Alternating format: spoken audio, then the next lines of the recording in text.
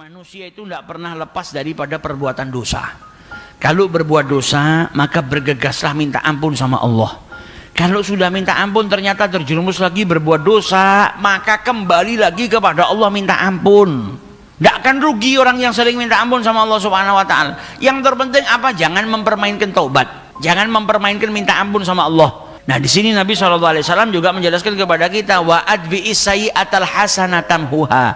Namanya manusia kadang terjerumus dalam perbuatan buruk, perbuatan dosa. Kalau sudah kita melakukan perbuatan salah, maka iringi, lakukan langsung perbuatan baik. Karena perbuatan baik tersebut bisa menghapus perbuatan buruk. Tapi di sini dosa-dosa kecil. Kalau dosa besar, ampunannya hanya bisa didapat dari apa? Taubatan nasuha. Kalau dosa kecil, amal soleh bisa menghapus. Tapi sekali lagi, jangan sampai ngeremehkan perbuatan dosa kecil besar. Dua-duanya datangkan murkanya Allah, dua-duanya nggak disukai sama Allah.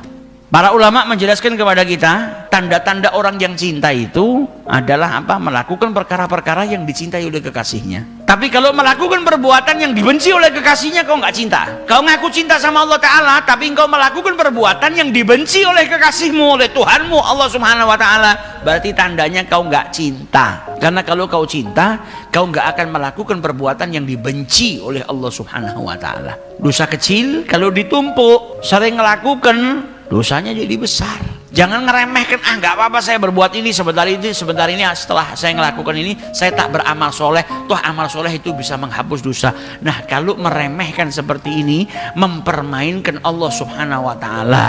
Nah, jadi kalau kita nggak sengaja berbuat buruk, bergegaslah dan iringi dengan berbuat baik. Karena apa? Perbuatan baik tadi, amal hasanah tadi akan menghapus perbuatan dosa yang kau lakukan. Jadi kalau kita sebetulnya melaksanakan sholat 5 waktu, tidak tersisa dosa kecil yang ada pada diri kita. Selesai sholat subuh sampai waktu zuhur, tidak sengaja berbuat dosa kecil. Datang waktu zuhur, wudhu dengan wudhu yang baik. Kemudian sholat zuhur, selesai sholat zuhur, dosanya di antara subuh sama zuhur tadi diampunin. Selesai sholat zuhur, nggak sengaja lagi berbuat salah. Datang waktu asar, wudhu yang benar, sholat asar, dosa kecil yang dia lakukan antara zuhur dan asar diampunin. Habis asar tidak sengaja, namanya manusia, berbuat dosa lagi. Datang waktu maghrib, wudhu'an hasanan, sholat maghrib, maka dosanya dari asar sampai maghrib diampuni sama Allah. Habis maghrib gak sengaja lagi, berbuat dosa lagi, wudhu yang baik, sholat isya, dosanya antara maghrib dan isya diampuni. Malam, waduh maksiat lagi. Datang waktu subuh, wudhu yang baik, kemudian melaksanakan sholat subuh, dosanya diampuni. Jadi kesempatan untuk mendapatkan ampunan Allah itu luar biasa. Kalau dosa besar, minta ampun, taubat sama Allah, taubatan nasuha. Pintu taubatnya Allah terbuka 24 jam. Di waktu siang Allah bentangkan tangannya, ampunannya untuk menerima dosanya orang-orang yang berbuat dosa di waktu malam. Di waktu malam Allah juga buka pintu taubatnya besar-besar. Allah bentangkan tangannya, pintu taubatnya bagi mereka yang berbuat dosa di waktu siang. Pintu taubatnya terbuka 24 jam.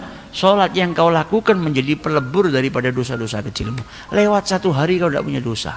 Buku catatan amalmu kosong daripada perbuatan dosa. Di sini pertanyaannya cuma mau atau tidak. Kalau kita mau ya diampunin. Kalau lewat 1 hari ternyata masih ada dosa, berarti kita nggak berjuang, nggak mau untuk dapat ampunan Allah. Lawang difasilitasinya gampang. Kau sholat, dosamu diampuni. Kau salah, nyesel, minta ampun sama Allah Ta'ala, taubatan nasuha, dosamu diampuni. Tinggal kita melakukan apa enggak. Sholat menjadi pelebur daripada setiap dosamu.